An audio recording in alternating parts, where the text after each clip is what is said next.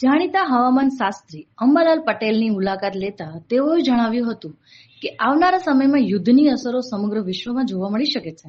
ગરમીનું પ્રમાણ તીવ્ર જોવા મળી શકે છે. જો ઈરાન, ઇઝરાયલ અને અમેરિકાનું યુદ્ધ 18 દિવસની અંદર પૂરું નહીં થાય તો આ યુદ્ધ લાંબા સમય સુધી ચાલી શકે છે. સમગ્ર વિશ્વમાં આ યુદ્ધના કારણે ઇકોનોમી ઉપર અસરો જોવા મળી શકે છે. સમગ્ર આકલન તેઓએ જ્યોતિષ શાસ્ત્રના આધાર ઉપરથી કર્યું હોવાનું જણાવ્યું હતું. નમસ્કાર મિત્રો, આજે ગાંધીનગર ખાતે હવામાન શાસ્ત્રી એવા અંબાલાલ પટેલ સાથે ખાસ અમે જોડાયેલા છે. આ વખતની ગરમીનું ટેમ્પરેચર ખાસ કરીને કેવું રહેશે, આપણી સાથે અંબાલાલ પટેલ જોડાયેલા છે. એમને ડાયરેક્ટ આપણે પૂછવાનો પ્રયત્ન કરીશું ગરમીનું પ્રમાણ કેવું રહી શકે. આ વખતે આટલી ગરમી પડવાની શક્યતા રહેશે, કારણ કે વેસ્ટર્ન ડિસ્ટર્બન્સ નબળા આવેલ છે અને વેસ્ટર્ન ડિસ્ટર્બન્સ આવે તો દેશના ઉત્તરીય પર્વતીય પ્રદેશોમાં સફેદ ચાદર બરફની જામે અને તો જ ગરમી ઓછી પડે, અને બરફની ચાદર જામે નહીં તો ઉનાળામાંથી હિમાલયમાંથી નીકળતી નદીઓના નીરમાં હરકત આવી શકે. એટલે પશ્ચિમી વિક્ષોભ નબળા આવ્યા છે, એટલા માટે થઈને આ ગરમી પડી રહી છે. આગામી 7 તારીખ સુધીમાં ગરમી વધવાની છે અને આ વખતે ગરમી પડવાની શક્યતા રહે છે. જોકે હજુ ગત સાલની સરખામણીમાં ગરમી ઓછી ગણાય માર્ચ મહિનામાં, પરંતુ માર્ચ મહિનો જેમ જેમ આગળ વધતો જશે તેમ તેમ ગરમી પડવાની શક્યતા રહેશે. ઉત્તર ગુજરાતમાં મહત્તમ તાપમાન હમણાં 37-38 ડિગ્રી સેલ્સિયસ જેવું જઈ શકે અને 19-20-21 માર્ચ પછી આકરી ગરમી પડે અને માર્ચના અંત સુધીમાં ઉત્તર ગુજરાતનું તાપમાન 41-42 ડિગ્રી સેલ્સિયસ જેવું થઈ શકે. મધ્ય ગુજરાતનું તાપમાન લગભગ 43 ડિગ્રી સેલ્સિયસ અને પછી કોઈ ભાગમાં 44 ડિગ્રી સેલ્સિયસ જેવું થઈ શકે. જ્યારે દક્ષિણ ગુજરાતનું જે મહત્તમ ઉષ્ણતામાન છે એ 35-36 ડિગ્રી સેલ્સિયસ, ક્યારેક 37 ડિગ્રી સેલ્સિયસ જઈ શકે મહત્તમ. વલસાડના ભાગનું પણ મહત્તમ ઉષ્ણતામાન 34-36 ડિગ્રી સેલ્સિયસ જેવું જઈ શકવાની શક્યતા રહે. ગિરનારના ભાગોમાં પણ મહત્તમ ઉષ્ણતામાન 40 ડિગ્રી સેલ્સિયસ જેવું થઈ જવાની શક્યતા રહે અને લઘુત્તમ તાપમાન 23-24 ડિગ્રી સેલ્સિયસ જેવું થઈ જવાની શક્યતા રહે. દરિયા કિનારાના ભાગોમાં મહત્તમ તાપમાન 32 ડિગ્રી સેલ્સિયસ જેવું થવાની શક્યતા રહે. કચ્છના ભાગમાં મહત્તમ તાપમાન લગભગ 40 ડિગ્રી સેલ્સિયસ ઉપર જવાની શક્યતા રહે. રાજકોટના ભાગોમાં પણ મહત્તમ તાપમાન 40 ડિગ્રી સેલ્સિયસ ઉપર જવાની શક્યતા રહે. જી, અત્યારે વૈશ્વિક મારામારી ચાલી રહી છે, શું કહેશો? વૈશ્વિક મારામારીમાં મુખ્ય તો જે ઇઝરાયલ અને એવન દેશ એટલે ઇઝરાયલ ઈરાનનું યુદ્ધ, ખાડી દેશમાં જે મિડલ ઈસ્ટમાં જે તણાવ છે તેનું મુખ્ય કારણ છે. કારણ કે ગ્રહોની દ્રષ્ટિએ જોતા માનવતાના મન ઉપર તેની અસર થાય એવું મારું માનવું છે, જે જ્યોતિષમાં માનતા હોય તેમના માટે. એટલે હાલ અમેરિકાના માધાતા ઉપર અસર થઈ રહી છે, જેના કારણે આ યુદ્ધ ભડકી શકે છે.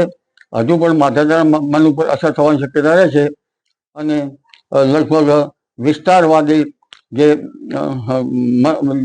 ધારણા છે તે ધારણા નફરત જ પેદા થાય છે, કારણ કે નફરતના બીજ નફરતમાંથી જ બનશે.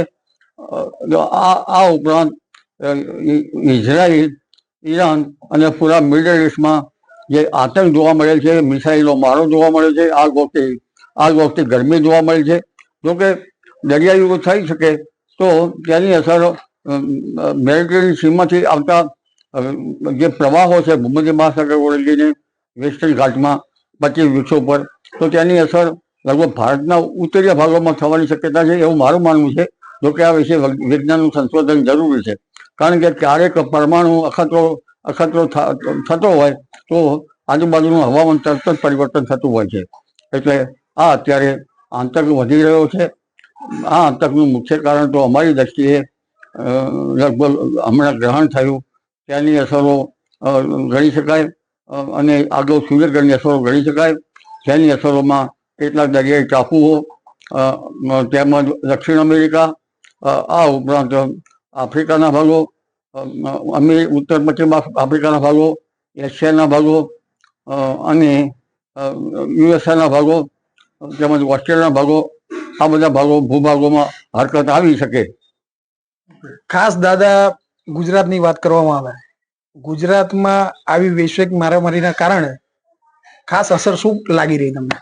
દેશમાં પણ થઈ શકે, એમાં આર્થિક તેમજ લગભગ રાજકીય અને આ હમણાં જે રમજાન મહિનામાં આતંક થઈ રહ્યો છે એટલે ધાર્મિક પણ થઈ શકે. આ આવનાર દિવસો યાતાયાતના કસોટીપૂર્ણ અને તણાવભર્યા રહેવાની શક્યતા રહેશે. જોકે થોડા સમય પછી યુદ્ધ વિરામ થાય છે અથવા તો બંને દેશો વચ્ચે કોઈ ત્રીજા દેશોની મધ્યસ્થી થઈ સુલેહ શાંતિ થાય છે. પરંતુ ગ્રહોના સૂર્ય, મંગળ, બુધ, રાહુ અને ક્યારેક તેની સાથે ચંદ્ર આવે છે.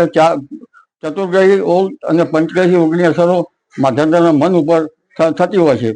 સૂર્ય અધિકાર છે, રાહુ માયા છે, જેના કારણે અધિકાર ક્ષેત્રને એને લેવા માટે અને વૈશ્વિકમાં જે અમારો જ અધિકાર છે એ માટેનું આ યુદ્ધ હોઈ શકે.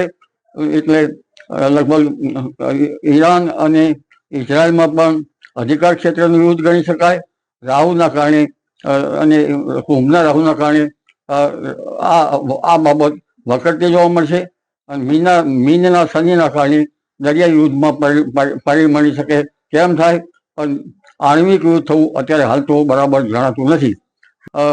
બોમ્બ ધડાકા થશે, કારણ કે મેષ રાશિ મંગળની રાશિ છે. મંગળ રાશિ છે એ મંગળ યુદ્ધનો કારક છે, રંજિતનું કારક છે. એટલે આગામી લગભગ હજુ 2050 સાલ સુધીમાં સંભાળવાનું રહેશે. એમાં અત્યારે હાલ તો ગમખ્વાર અકસ્માતો, પ્લેન ક્રેશ થઈ જવું અને તેમજ અન્ય અકસ્માતો થવાની સંભાવના વધારે રહેશે. તેમજ હવામાનમાં ગરમી આવશે, પલટા આવશે, વાદળવાયુ આવશે અને કમોસમી વરસાદ થવાની શક્યતા પણ રહેશે.